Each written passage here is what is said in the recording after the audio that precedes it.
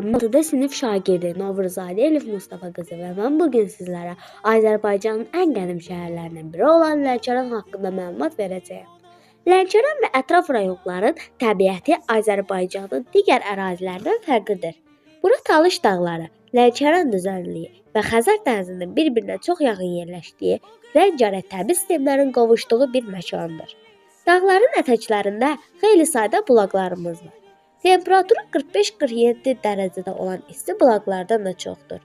Lənkəran meşələrində dünyanın nadir bitkilər siyahısında olan və yalnız burada bitən dəmir ağac yayılmışdır.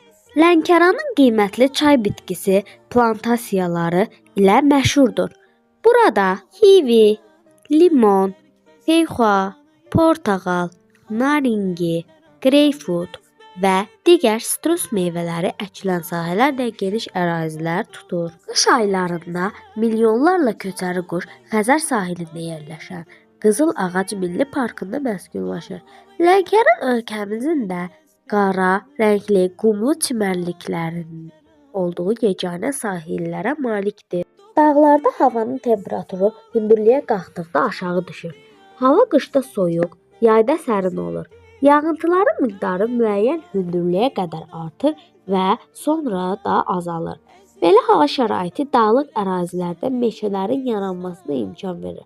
Talış dağlarının isə ölkəmizdə olan digər dağlardan fərqli təbiəti vardır. Burada yağıntılar əsasən dağların düzənliyə qovuşan hissəsinə düşür. Yağıntılar daha çox qış aylarında müşahidə edilir.